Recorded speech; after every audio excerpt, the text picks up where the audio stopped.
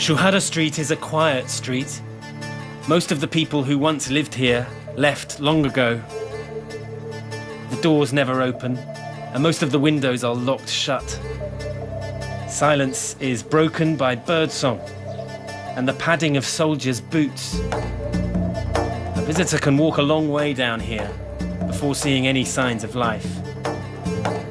There has been some talk recently of reopening parts of the street, but for now it remains locked down. This street used to be a marketplace full of people buying and selling and haggling and bargaining, well, full of life. But now it's a strange, sterile and slightly sinister place where the doors to the shops have all been welded shut. Shuhada Street sits in the middle of Hebron in the West Bank, a city which is home to 180,000 Palestinians and 85 Jewish settler families. Tensions between the settler communities and the Palestinians last erupted into major violence during the last Palestinian uprising against the occupation some 15 years ago.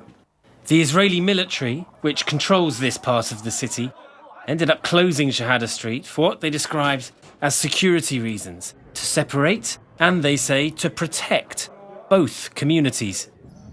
Walls and gates were built around settlers' compounds and the road that runs between them. This clip, shot by Palestinian activists, shows the street doors being welded shut as recently as January this year. It takes a few minutes to drive the length of Shuhada Street past the checkpoint and soldiers keeping constant watch. Down one deserted alleyway live Yusef and his mother. Yusef, salam alaikum. Yusef is the only child still living on this part of the street. His mum relies on him. Both of them have disabilities. Yusef was born with only one arm, and his mum is deaf. So they have a sign language, all of their own. I buy bread for my mother and anything she needs from the shop. I get food for the dogs and I feed our sheep. You are a boy, Yusef, but you act like a man. I consider myself to be a normal boy, no different to any other. I'm just doing my duty.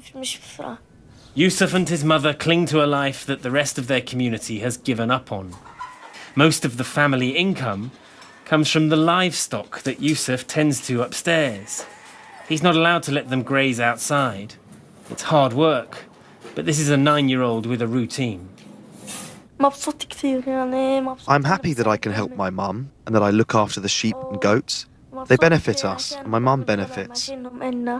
When Yusef steps outside his home, he's watched by the soldiers. He can't walk up Shuhada Street, down on the right here, because he's a Palestinian. If Shuhada Street is quiet now, it's because that quiet has been enforced. After the street was closed, life became impossible for many Palestinians who had shops and houses here. The people who stayed behind were those with little choice.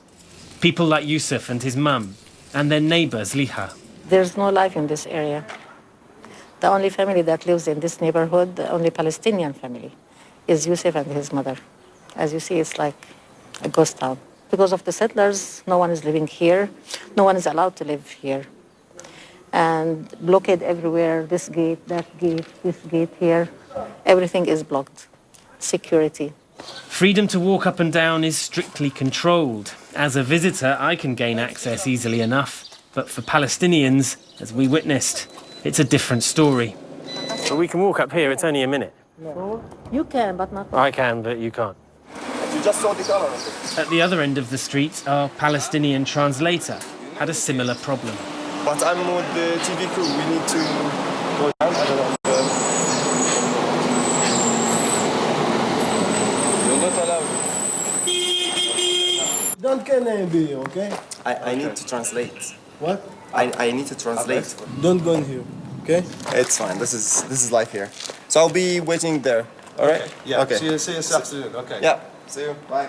This is a permanently tense environment, but there are some doors on Shuhada Street which do open, and some residents who are free to come and go here. This is Bet Hadassah, the biggest of the Jewish settlements here, and just a few hundred yards up the road from Yusef's home. Noam Arnon is the community's spokesman. According to the United Nations, you're protected by an occupying force. That's ridiculous. Jews lived here thousands of years before the Arabs.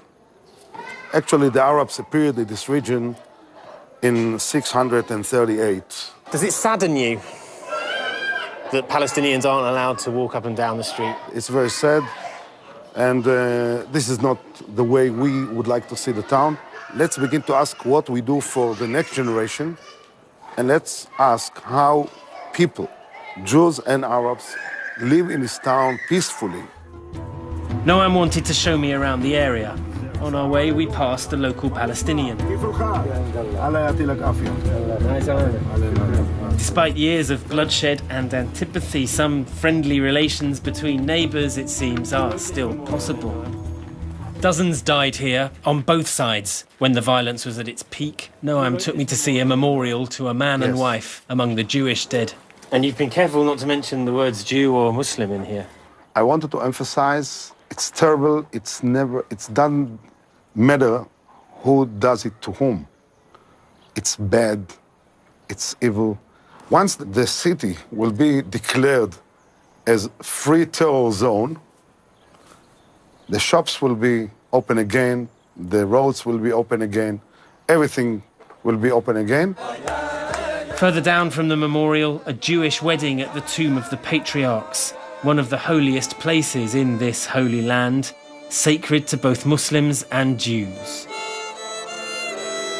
Joyful celebrations and ancient traditions observed at this very special but fiercely contested site.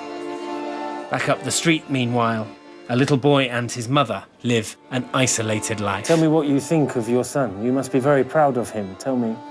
شو رايك بابنك؟ شو رايك؟ كيف هي بتشوفك؟